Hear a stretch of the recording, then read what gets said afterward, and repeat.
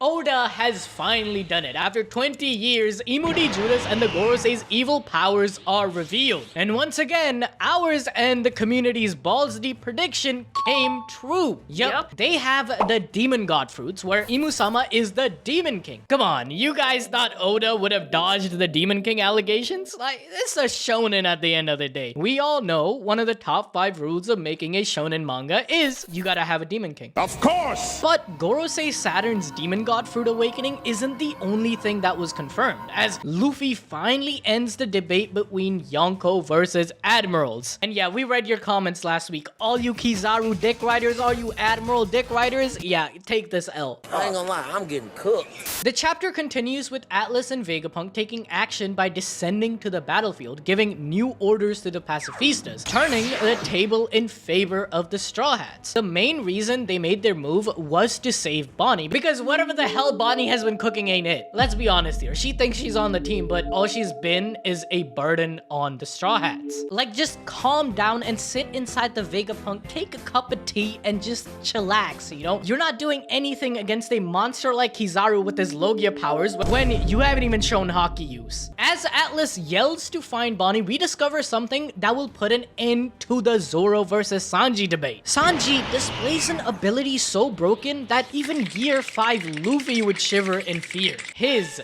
baddie radar.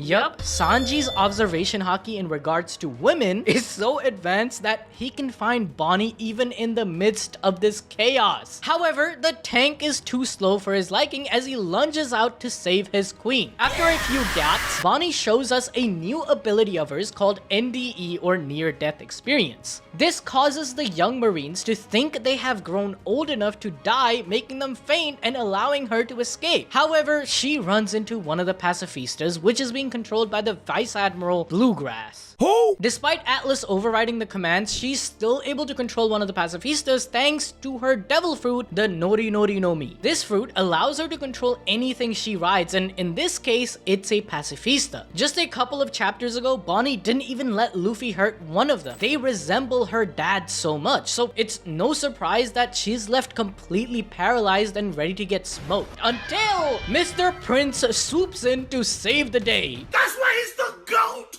The GOAT! While Bonnie is still unable to snap out of it, the Marines waste no time as one of the Vice Admirals immediately go for a blow on Sanji. However, this fight isn't just about winning a battle, and Sanji knows that, so instead of opting in to fight the Vice Admiral, he makes Bonnie's safety a bigger priority, as the main goal of this is to escape Egghead Island. So he hops back into the Vega tank with Bonnie. Meanwhile, in Punk Records, Luffy is still duking it out with Kizaru. Except Kizaru starts making excuses saying he doesn't really want to continue this fight because he can't handle the smoke. Yeah, that's what he means by this, right? It's not because he wants to kill Vegapunk. It's definitely because he can't handle the smoke. Big man thing, yeah? It's not looking good, bruv. Time and time again, Luffy has gotten in Kizaru's way of completing his mission, so he tries his best to dip out of there. But suddenly, all the fighters on the island, Luffy, Zoro, Kizaru, Frauducci, and even Jinbei, are stunned due to an ominous aura they feel. The voice echoes the words, "Pacifista units, cease all action immediately." Yup, Saint J. Garcia Saturn has finally made his move. Oh my god! Okay, it's happening!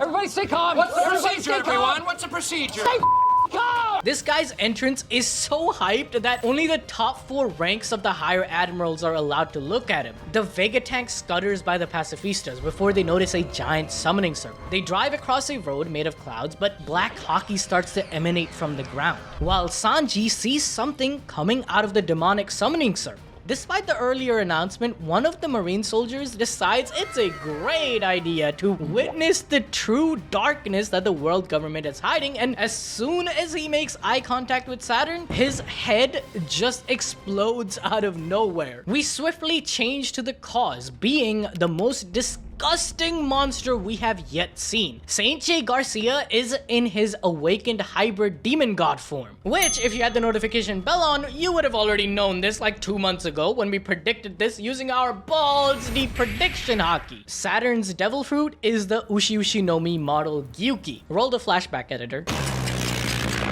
Being the Ushi Ushi no Mi model Gyuki. Sensational. The bottom half of Saturn's body is that of a spider, whereas the top is that of a bull. This is a direct reference to an Oni in Japanese mythology called the Ushi-Oni Gyuki. It is said that the Ushi-Oni appears on the seashore and attacks people passing by. This is literally what the Gorosei is doing here, where Kizaru has been sent to infiltrate the dome and Saturn was passing by on the seashore. The Straw Hats are trying to evade the Marines, which is the perfect time for the Gorosei to transform and attack them while they are passing by to escape. With this reveal of Saturn's power, we can also figure out the rest of the Gorosei's powers. Saint Marcus Mars's fruit must be based around the Japanese Oni Kotengu, which has the head of a bird and is known for its vicious and troublemaking nature in Japanese folklore. Top man Mercury would of course be the yokai Baku, whose silhouette looks to be that of an elephant-like creature, which is one of the defining features of a Baku, who has a trunk and tusks of an elephant, the ears of a rhino, the tail of a cow, the body of a bear, and the paws of a tiger. They devoured nightmares and stood against evil, similar to the role of Mercury, where he is the head of justice for the Gorosei, meaning he stands to protect against quote-unquote evil, or at least the evil decreed by Imu. Saint Ethan Baron likely possesses the Mikoshi Nyodo fruit, which is a monk-like Oni with a large neck. And with Ethan Baron's monk-like presence, this fruit would fit him perfectly. Finally, we have Saint Jupiter, who likely has the Umibozo fruit, which is a sea spirit that appears to sailors on calm seas to turn it into tumultuous, drowning them. Perhaps we have even seen this Umibozu fruit in the form of those giant shadowy creatures in the Florian Triangle. The whole thing about the Florian Triangle is that it made things that were within its vicinity disappear. This is really on brand for the Gorosei and Imu, where they hide the true history of the world by making things disappear. What if the Florian Triangle is just a way for the Gorosei to store a bunch of these artifacts they have collected throughout the 800-year history that nobody can see? That's why when you enter it, most people disappear. With that, this also confirms our deep theory on Imu-sama's demon god fruit. Being the leader of the pack, he must be the king of all yokais or demons. This refers back to Satan and the biblical narrative of a fallen angel who once was besides God, but had betrayed his trust, just like Imu-sama's story with sun god Nika in Joy Boy. This biblical narrative reminds us of Kuma and his importance throughout this arc, and the past relationship he had with the Celestials. In fact, even the term Celestials is in fact biblical, along with the Seraphims, who were created to protect them. However, Kuma is always seen carrying a Bible as though it represents the polarity in what he stands for, being against the Celestials, who are devils in disguise. In fact, Imu-sama, being the actual devil in the story of One Piece, follows the saying that the biggest trick the devil ever pulled is to convince the world he doesn't even exist. Imu has been doing exactly that, and pulling the strings of the world from behind the shadows. He is whispering to the ears of mankind by controlling the narrative at all times, just like the devil. Even the devil tales we saw come from him in chapter 1086 was a sure hint that Oda isn't just using Japanese folklore to represent his character. I wouldn't be surprised if each of these 5 elder stars embodies and are inspired from demons in different cultures around our own world. But just to clarify that this isn't a new concept, we already have the mention of Satan in One Piece 2, as seen in chapter 524, when the people of the Long Arm tribe tried to summon the Demon King using black magic, but ended up with,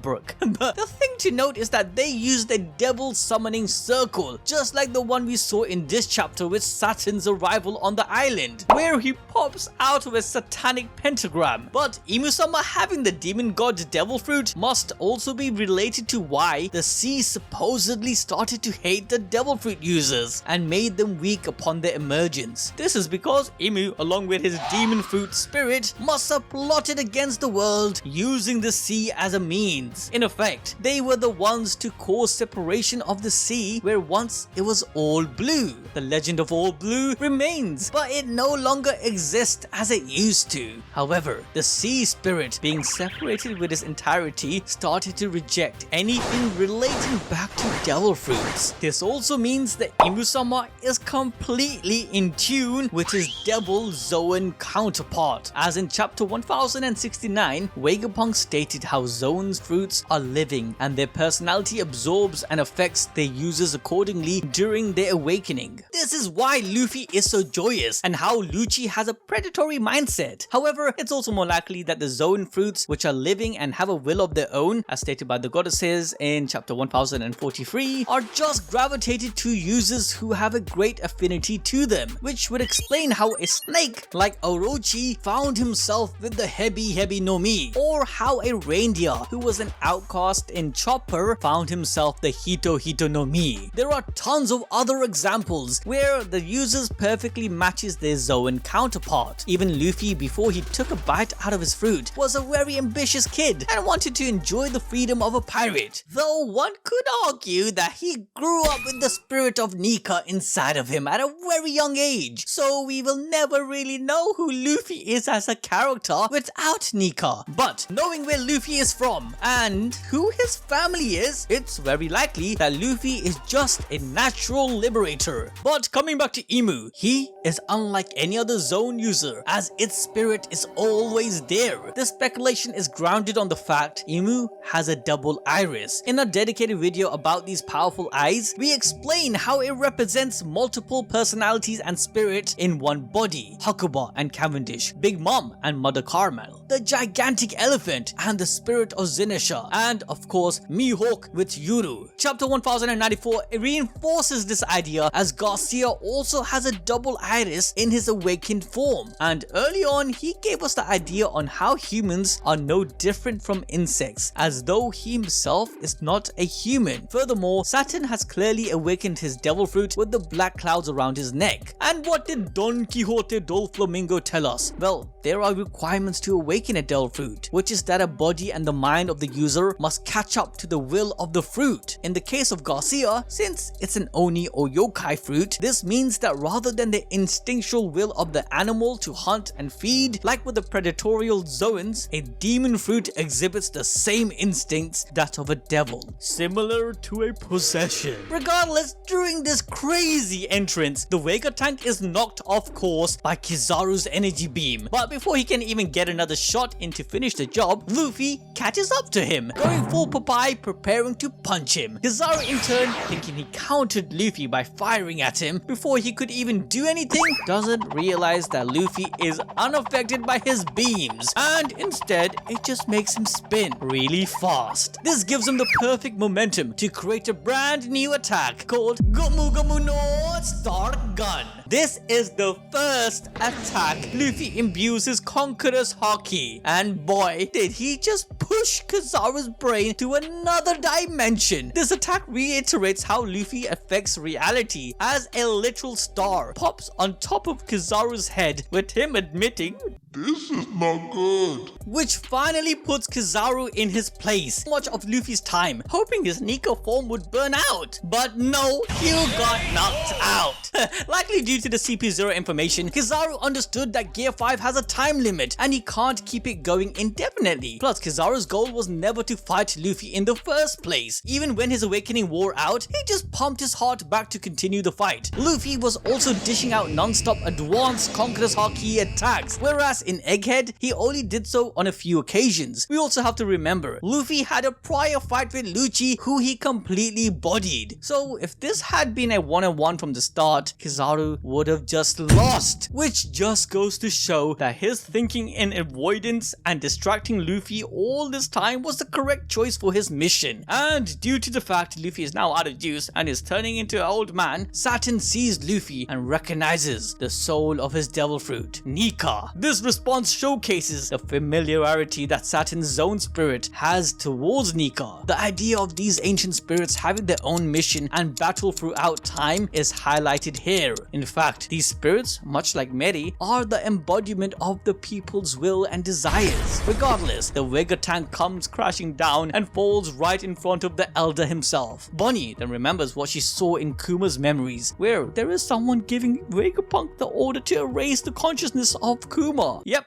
it was the Gorosei! What do we know? If you remember back in chapter 1090, Bonnie said that she has decided not to kill Vegapunk anymore, and in chapter 1092, she proclaimed to Kizaru that her wrath now had a new target. After thinking about these memories, Bonnie leaps away from Sanji to grab his sword and stab Saturn in the chest as she starts crying. Now, we all know what happened last time she tried to attack someone powerful, so the fact that she's able to land a hit on an opponent who can make your head detonate on eye contact is strange. So there are two ways in answering how she even managed to land a hit. Number one, Saturn just sees her as an insect and nothing more than a little girl, as he mentioned in chapter 1089. And number two, Saturn and the Gorosei needed Bonnie for a greater purpose. Even if they made a deal with Kuma, they didn't need to keep it after he lost his consciousness. And let's be honest, why did he even take the consciousness away from Kuma in the first place? Why did they request this order? Unless Kuma and his kingdom hold a very important mystery that connects back to Imusama himself. When Bonnie was taken hostage by Blackbeard, they even had Fleet Admiral Akainu come out himself just to recapture her. That's how important she is. Either it's her fruit or her as a person who might even be linked to Imusama. But with that, if you guys want to learn more about Imusama, then make sure to watch this video next.